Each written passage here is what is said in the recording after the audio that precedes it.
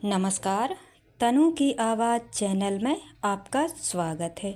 हमारी आज की कहानी है गुलाबी जैकेट। प्रार्थना पिछले 2 हफ्तों से निशा के लिए बर्थडे ड्रेस की मैचिंग का जैकेट तलाश कर रही थी। लगभग सभी शॉपिंग साइट पर उसने जैकेट सर्च करके देख लिया था, पर उसके मन मुताबिक जैकेट कहीं भी उसे नहीं दिख रहा था। उस जैकेट के लिए प्रार्थना ने 2-3 बार बाज़ारों के भी चक्कर काट लिए थे, फिर भी उसे वैसा जैकेट नहीं मिला था। अगले ही दिन निशा का जन्मदिन था और अब भी प्रार्थना को उसकी गुलाबी फ्रॉक से मैच करता हुआ मन मुताबिक जैकेट नहीं मिला था। आखिरकार बेमन से उसने निशा के लिए बाजार जाकर एक गुलाबी जैकेट खरीद लिया। बाजार से घर आती प्रार्थना को अनायासी सासू माँ की कही हुई बात याद आने लगी। बहू, एक जैकेट ही तो है, इतना क्यों परेशान हो रही हो?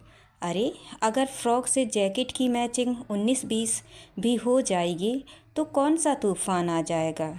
कभी कभी बाज़ारों में मन मुताबिक चीज़ें नहीं मिला करती हैं।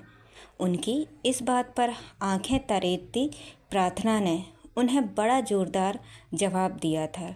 वह किसी को भी जवाब देने से कभी चूकती नहीं थी, फिर वह चाहे उसकी सास ही क्यों न हो।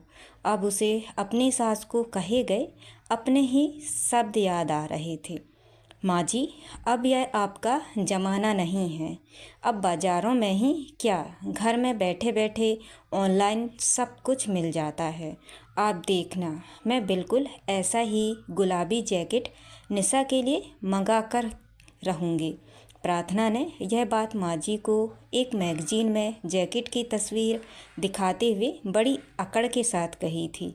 प्रार्थना यही सारी बातें याद करती हुई घर आ गई और जैसे ही उसने डोर बेल बजाई, छोटी सी निशा ने अपनी माँ के लिए बड़ी उत्सुकता से दरवाज़ा खोला।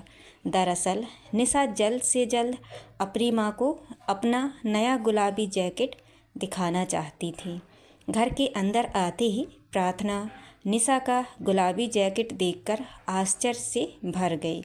कैसे, कब, कहाँ से, जैसे कई सवाल एक साथ उसके जहन में कूद पड़े। वाह निशा, ये तो मैजिक हो गया। यह तो हूबहू वैसे ही जैकेट है जैसा मैंने तुम्हारे लिए चाहा था। अब खुशी से भरी प्रश्नवाचक निगाहों से प्रार्थना ने अपने पति कुमार की ओर देखते हुए पूछा, आप ढूंढ कर लाए हैं ना? नहीं माँ, कुमार ने मुस्कुराते हुए कहा। माँ, आप? अब अपनी प्रश्नवाचक खुशी से भरी निगाहें उसने मुस्कुराती हुई सासू माँ की ओर कर ली। तभी कुमार ने अपनी माँ के हाथों को चूमते हुए कहा, प्रार्थना, यह हाथ अब भी बच्चों के मन को और जैकेट को दोनों को बुनना जानते हैं। 1 हफ्ते से लगातार हमारे ऑफिस जाने के बाद माँ निशा के लिए जैकेट बुनने में लगी थी। प्रार्थना तुरंत सासू माँ से लिपट गई और जैकेट की गर्माहट उनके रिश्तों को गर्म कर गई। तो दोस्तों, ये कहानी आपको कैसी लगी? लाइक और कमेंट करके ज़रूर बताएं और चैनल को सब्सक्राइब करना ना भूलें। तो मिलते हैं अगली कहानी में। बहुत बहुत धन्यवाद।